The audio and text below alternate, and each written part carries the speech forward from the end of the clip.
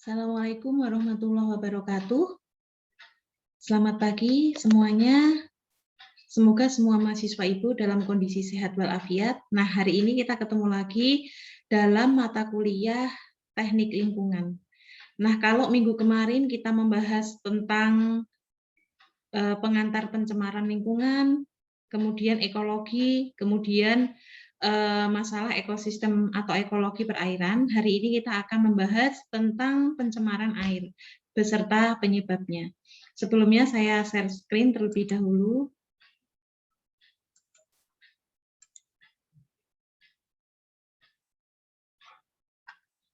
Oke.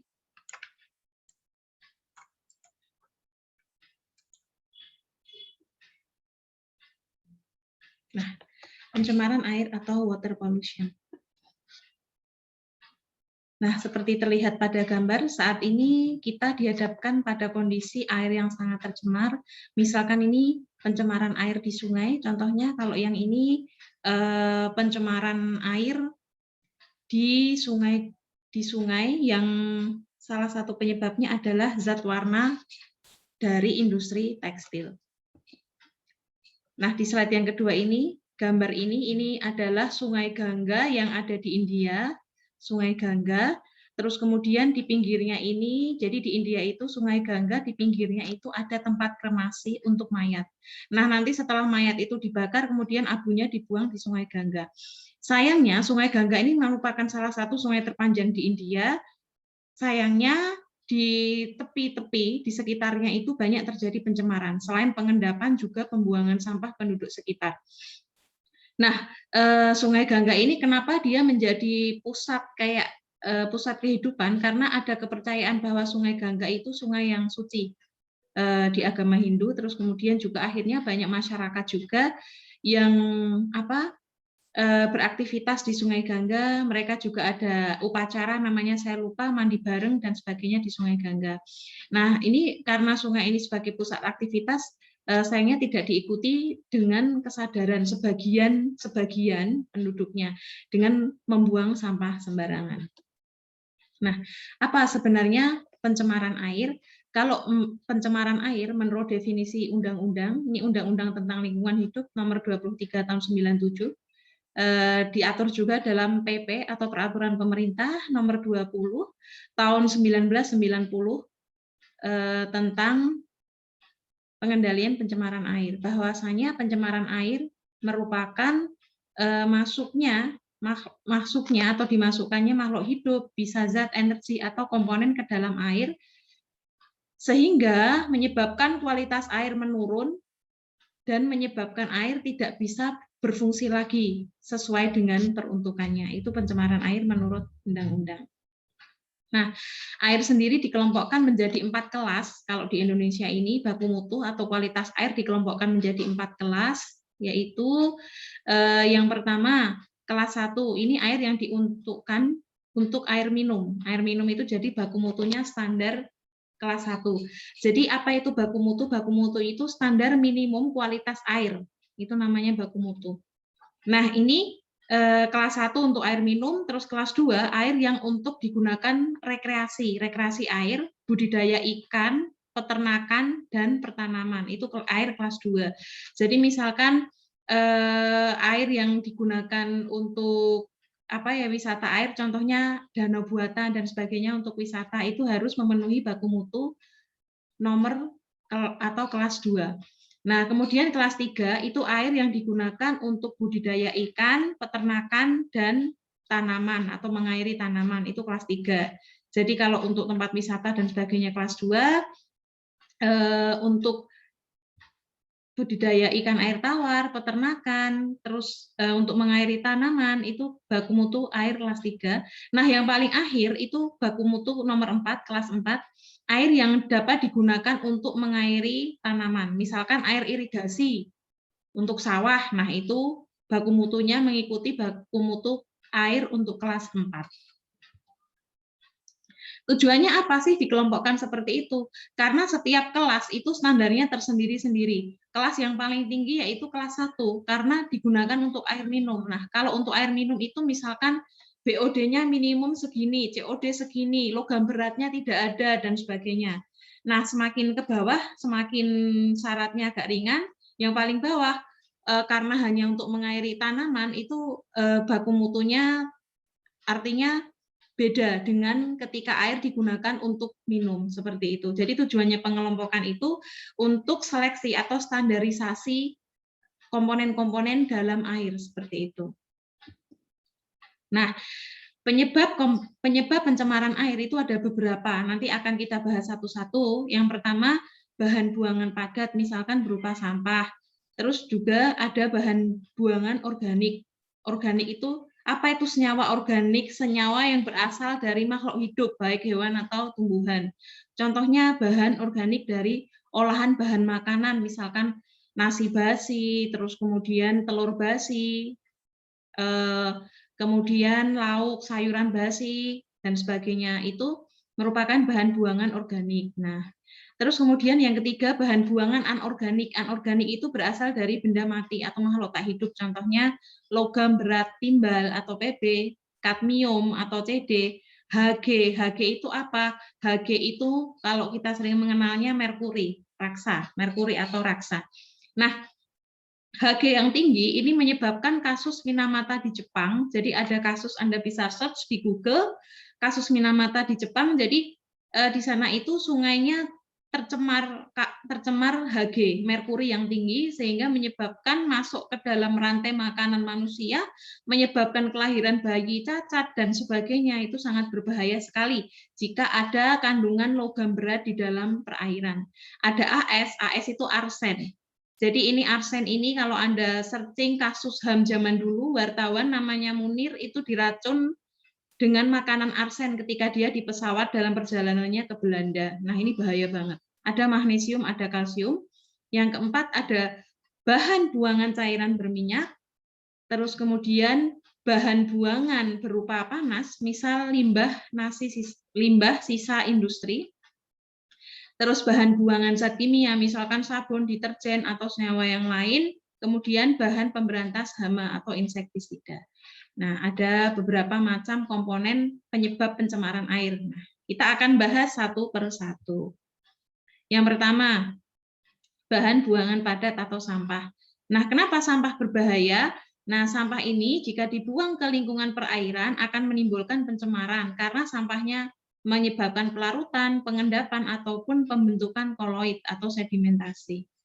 Nah, kalau yang bahan buangan organik, misalkan berupa limbah makanan yang bisa membusuk, sayuran, dan sebagainya, itu membusuk, kemudian terdegradasi oleh mikroorganisme. Nah, jika dibuang ke perairan, otomatis meningkatkan populasi mikroorganisme atau bakteri. Nah, kalau bakteri jumlahnya udah naik, otomatis kadar BOD-nya tinggi. Kenapa kok kadar BOD-nya tinggi? Ingat, BOD itu jumlah oksigen yang dibutuhkan oleh bakteri untuk mendegradasi senyawa organik menjadi senyawa yang lebih sederhana, seperti CO2 dan H2O. Otomatis, kalau mikroorganismenya banyak, oksigen yang dibutuhkan oleh mikroorganisme tersebut semakin banyak, sehingga kadar BOD-nya naik. Nah, selain mikroorganisme ini menaikkan kadar BOD, dia juga menjadi bakteri patogen. Apa itu patogen? Yang berbahaya bagi manusia. Nah, kemudian yang ketiga, bahan buangan anorganik. Nah, anorganik ini berupa logam berat, ya, seperti timbal, arsen, kadmium, merkuri atau raksa, Hg, nikel, kalsium, magnesium. Nah, jika senyawa-senyawa ini masuk ke perairan, selain menimbulkan pencemaran air berbahaya, kayak misalkan timbal, Pb yang tinggi di dalam air itu jika masuk ke dalam darah, rantai makanan manusia masuk ke dalam darah, itu menyebabkan terhambatnya pembentukan hemoglobin dalam darah atau Pb. Nah, ini sebagai contoh, sekitar tahun 2000 berapa ya, saya lupa, 2000-an ke atas itu ada penelitian di daerah Semarang, sampelnya adalah rambut penduduk ya. Jadi untuk mengukur Pb dalam tubuh itu bisa diambil dari rambut kita. Jadi diambil rambut penduduk di sekitar sungai yang tercemar tersebut. Penduduknya sekitar itu rata-rata memancing ikan dari sungai tersebut. Nah, ternyata kadar timbal di dalam tubuh penduduk yang makan ikan di sekitar sungai X tersebut itu tinggi gitu. Nah, itu bukti bahwasanya timbal yang ada di dalam tubuh itu berasal dari ikan yang dia makan, dari sungai yang sudah tercemar tersebut. Nah, makanya kalau Anda misalkan magang atau kerja di pabrik, nih ya, contohnya pabrik suami saya tuh ada.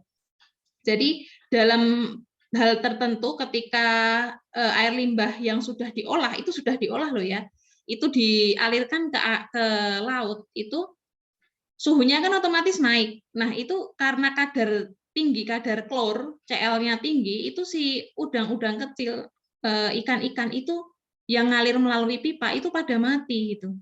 Nah, pada mati akhirnya setelah mati apa? Pada pesta, pada diambilin, dimakan gitu.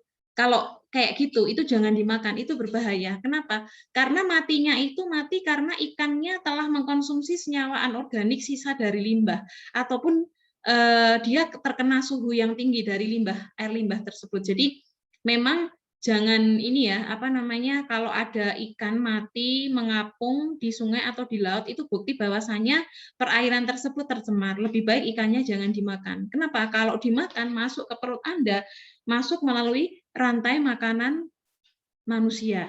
Nah, itu berbahaya. Nah, selain itu kalau yang senyawa kalsium sama magnesium ini berbahayanya kenapa? Menyebabkan air bersifat sadah. Apa itu sadah? Nah, kita bahas air sadah itu air yang mengandung kalsium dan magnesium yang tinggi. Nah, ini kedua senyawa tersebut yaitu kalsium dan magnesium bersenyawa dengan senyawa bikarbonat, sulfat maupun klorida membentuk garam bikarbonat. Nah, ini contohnya. Contoh air sadah. Wah, Bu, ngukurnya susah air sadah itu. Anda nggak usah mengukur. Jadi bisa dilihat dari parameternya. Jika Anda punya sabun, sabunnya ini biasanya kan kalau sabun hampir semua sabun itu berbusa.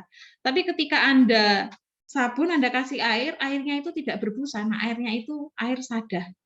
Nah, ini kalau digunakan dimasukkan ke panci, direbus, dipanaskan, ini menyebabkan timbulnya kerak bagian bawah panci. Nah, ini merupakan air sadah.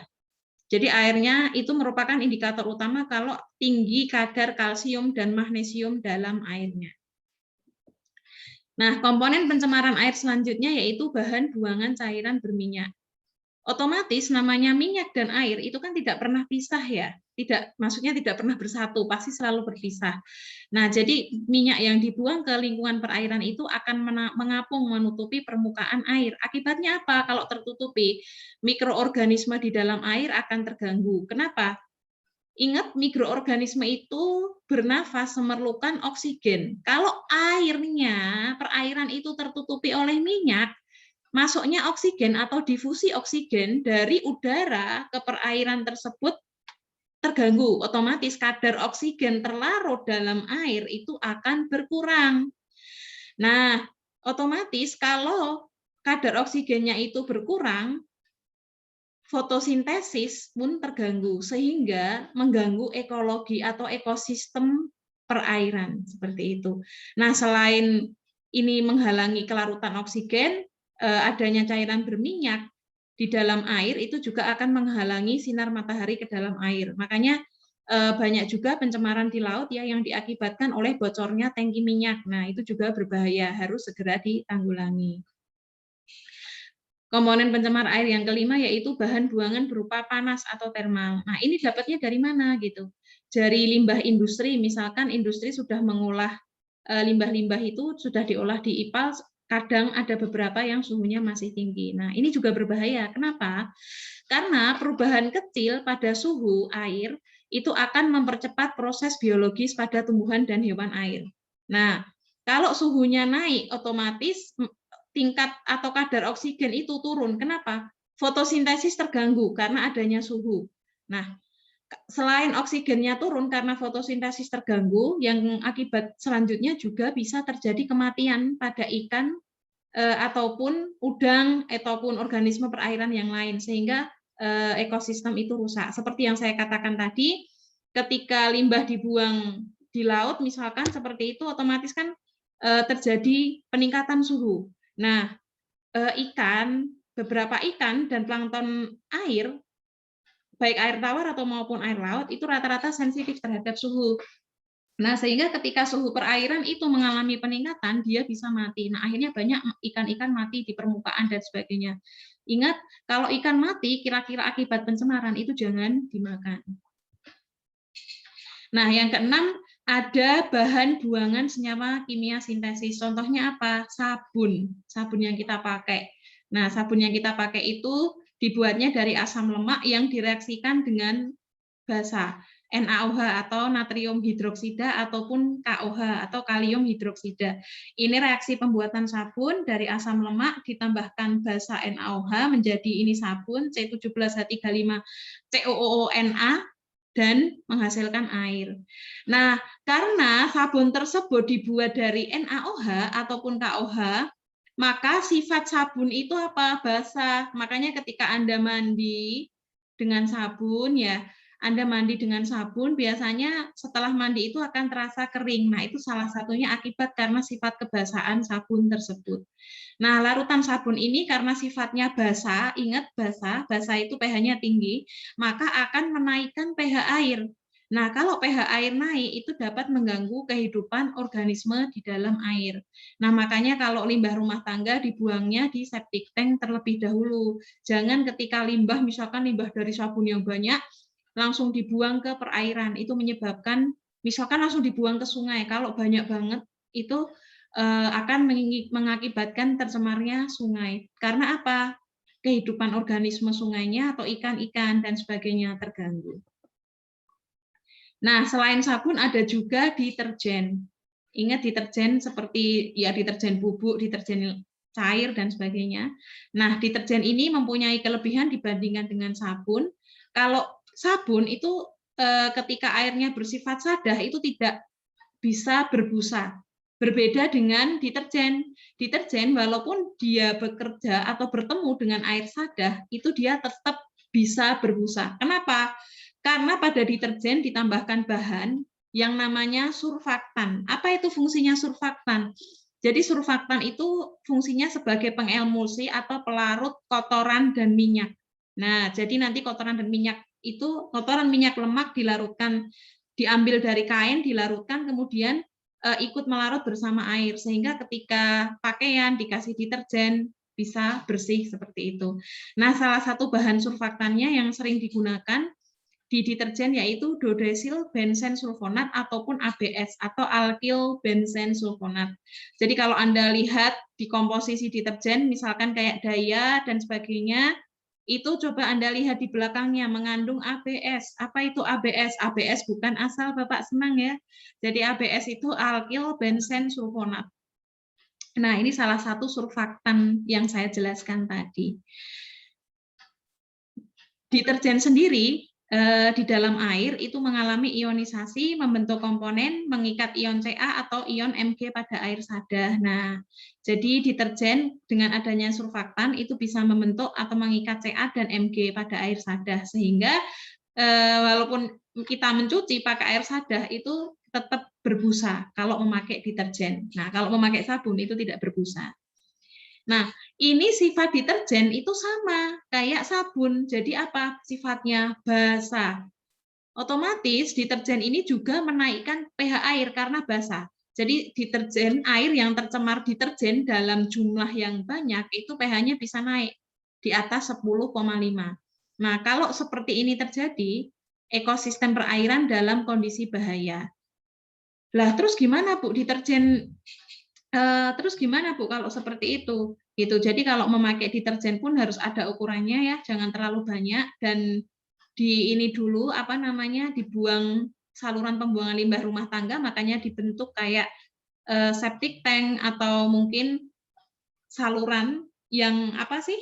Kalau yang itu loh kotakan di air, kotakan di tanah. Nah, itu untuk membuang limbah-limbah cair rumah tangga. Kenapa harus seperti itu? Itu fungsinya tanah salah satunya sebagai adsorben. Jadi air sebelum limbah rumah tangga yang mengandung deterjen, sabun, sebelum dibuang ke lingkungan itu diabsorpsi atau diserap dulu oleh tanah. Sehingga ketika nanti mengalir ke perairan atau ke selokan itu sudah berkurang kebasahannya. Nah, akhirnya karena deterjen sabun itu pH-nya basa, terus kemudian juga mengandung surfaktan, ini otomatis akhirnya membuat beberapa produsen deterjen ataupun produsen sabun itu mencampur bahan-bahan aktif mereka, misalkan mencampur surfaktan dan sebagainya itu dari bahan yang mudah terdegradasi. Jadi akhirnya diganti jenis surfaktannya yang lain ataupun ditambahkan senyawa yang lain untuk apa? Biar lingkungannya itu menjadi lebih baik, biar gampang terdegradasi atau terurai oleh lingkungan. Selanjutnya yaitu bahan buangan senyawa kimia sintesis yang lain, yaitu zat warna sintesis. Jadi selain sabun, deterjen, itu zat warna juga mempengaruhi kandungan oksigen dalam air. Ini contoh zat warnanya sintesis itu apa? Zat warna pada tekstil, pada industri tekstil. Makanya industri tekstil ataupun industri tinta itu ataupun industri kertas yang menggunakan pewarna itu harus mempunyai IPAL atau instalasi pengolahan limbah. Karena kalau pewarna tinta, pewarna tekstil itu langsung dibuang ke lingkungan, itu sangat berbahaya karena mereka zat pewarnanya sintetis atau buatan. Nah, ini sifatnya racun. Zat warna sintesis juga mempengaruhi kandungan oksigen dalam air, mempengaruhi pH, dan mengganggu mikroorganisme. Nah, tapi saat ini beberapa produsen itu sudah menciptakan zat warna sintetis lain yang mudah terdegradasi lingkungan dan aman bagi manusia. Contohnya zat warna makanan. Misalkan zat warna yang digunakan pada bahan makanan, minuman, terus kemudian pada industri farmasi atau obat-obatan untuk mewarnai kapsul dan sebagainya, itu lebih aman. Jadi kalau misalkan Anda membuat kue, nah itu pilihlah pewarna makanan. Jangan Anda memilih pewarna tekstil yang biasanya bentuknya bubuk ya, bentuknya bubuk kayak gitu dan harganya lebih murah. Itu pewarna tekstil. Itu kalau Anda pakai untuk pewarna makanan itu mungkin sekali, 2 kali, sampai 10 kali nggak apa-apa. Tetapi ketika dia terakumulasi atau menumpuk ke dalam tubuh, itu berbahaya. Jadi kalau untuk membuat makanan, Anda pakailah zat pewarna makanan. Banyak kok dijual zat pewarna makanan yang aman. Nah, komponen yang ketujuh pencemaran air yaitu insektisida atau bahan pemberantas hama.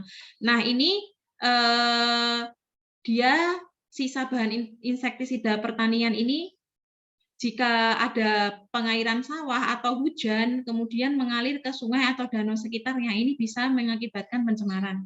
Makanya kalau Anda misalkan punya sawah, Anda bertani, Anda harus benar-benar memperhatikan dosis insektisida yang aman bagi lingkungan gitu. Lebih baik lagi bila menggunakan insektisida alami, misalkan membuat insektisida dari ekstrak bunga krisan, itu bisa sebagai insektisida alami. Ataupun Anda cari di jurnal, itu banyak banget gitu. Makanya harga kayak sayuran organik, hidroponik dan sebagainya itu lebih mahal. Kenapa? Karena mereka tidak memakai insektisida. Nah, insektisida ini bila penggunaannya melebihi dosis itu juga berbahaya bagi ekosistem air, berbahaya juga bagi manusia. Kenapa? Bahan insektisida dalam air ini sulit terurai oleh mikroorganisme. Oke, sampai di situ itu dari sumber-sumber pencemaran air. Akhirnya kita lanjutkan ke indikator pencemaran air. Kemarin juga sudah sedikit dibahas ya, ini indikatornya ada indikator kimia dan indikator fisika. Indikator kimia itu misalkan pH atau tingkat keasaman, kemudian oksigen terlarut atau dissolved oksigen, kebutuhan oksigen kimiawi atau BOD, kebutuhan oksigen biokimia atau BOD, kebutuhan oksigen kimiawi atau COD, total organik karbon, TOC yang sudah saya terangkan minggu lalu, TDC, total dissolved solid, kemudian TSS. Nah, ini saya akan terangkan ke yang paling banyak dipakai. Nah, kalau indikator pencemaran air fisik yaitu warna air berubah, misalkan menjadi keruh atau tidak jernih, menjadi berwarna, misalkan airnya berwarna merah karena dari limbah tekstil, atau air berwarna hitam dari limbah tinta. kemudian air itu menjadi bau, terus rasanya berubah. Anda minum air, rasanya kok rasa besi, berarti dia tinggi kadar Fe-nya. Terus adanya busa putih di atas permukaan air, itu juga bukti bahwa air itu tercemar. Nah, keasaman air atau pH itu juga berpengaruh. Air normal yang bagus untuk air minum itu untuk kehidupan itu mempunyai pH sekitar 6,5 sampai 7,5. Nah, air ini sifatnya sangat asam jika pH kurang dari 6,5 dan basa disebut basa jika pH lebih dari 7,5. Nah, air limbah dan bahan buangan industri itu akan mengubah pH air. Akibatnya kalau pH air berubah, kenapa? Apa? Mengganggu kehidupan biota akuatik. Contoh, pada misalkan air yang sangat asam, itu jumlah keanekaragaman plankton atau bentos tanaman air itu atau hewan air itu berkurang. Terus kemudian produktivitas dari tanaman air itu mengalami perubahan, misalkan menurun seperti itu. Kalau BOD itu banyaknya oksigen yang dibutuhkan oleh mikroorganisme untuk mendegradasi bahan buangan organik. Nah, kalau BOD, pengukuran BOD ini diukur setelah 5 hari inkubasi. Kenapa 5 hari? Nih, karena selama 5 hari masa inkubasi itu sudah hampir 80% bahan organik telah teroksidasi. Seperti itu. Jadi BOD ini menentukan jumlah mikroorganisme dalam air. Kenapa? Air yang bersih otomatis mikroorganismenya sedikit. Kalau mikroorganismenya sedikit, oksigen yang dibutuhkan oleh mikroorganismenya sedikit. Otomatis BOD-nya sedikit. Seperti itu. Nah, semakin besar kadar BOD itu indikasi bahwa perairan tersebut tercemar. Untuk air minum, ini kadar BOD 5 yang ditetapkan oleh WHO itu sebesar 3-6 mg per liter. Kalau berdasarkan keputusan Menteri Lingkungan Hidup, nilai BOD 5 untuk limbah cair bagi industri tekstil sebesar maksimum 85 mg per liter. Jadi kalau Anda mau minum air, jumlah BOD-nya 10 mg per liter itu berbahaya. Jadi Anda harus mengikuti standar ini, minimum 3-6 mg per liter. Nah, kalau COD itu oksigen yang diperlukan agar bahan buangan atau limbah itu dapat terdegradasi melalui reaksi kimia. Nah, biasanya untuk pengukuran COD ini digunakan kalium bikromat. Karena apa? Kalium bikromat ini bisa mengoksidasi atau membantu reaksi dari senyawa-senyawa kimia tersebut menjadi CO2 dan H2O. Nah, misalkan gini, jika di dalam perairan itu diperkirakan mengandung senyawa kimia, misalkan banyak antanin, fenol, zat warna, tekstil, dan sebagainya, maka lebih cocok dilakukan pengukuran COD daripada BOD. Kalau limbahnya kira-kira tercemar bakteri, misalkan bakteri Escherichia coli, bakteri penyebab tipes, disentri, dan sebagainya, maka lebih cocok digunakan pengukuran BOD. Gitu. Kalau BOD itu kebutuhan oksigen secara biokimia, misalkan untuk mengukur sesuai dengan jumlah oksigen yang dibutuhkan oleh mikroorganisme perairan. Kalau COD, oksigen yang dibutuhkan oleh senyawa-senyawa kimia yang ada di dalam perairan. Nah, makanya biasanya BOD digabungkan dengan COD. Ada enggak mikroorganismenya melalui BOD, kemudian melalui COD, berapa oksigen yang dibutuhkan oleh senyawa-senyawa kimia penyebab pencemaran yang ada di dalam limbah, seperti itu. Nah, perairan dengan nilai COD yang tinggi itu menyebabkan atau membahayakan kepentingan perikanan dan pertanian. Biasanya nilai COD perairan yang tidak tercemar itu kurang dari 20 mg per liter.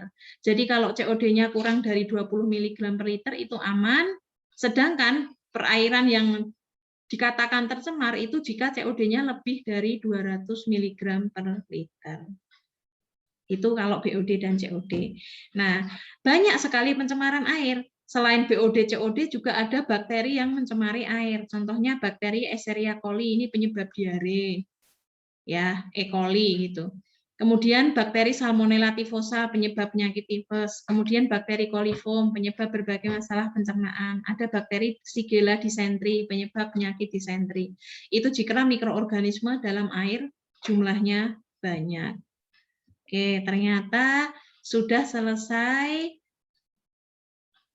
Sampai di sini penjelasan saya, semoga mudah dimengerti.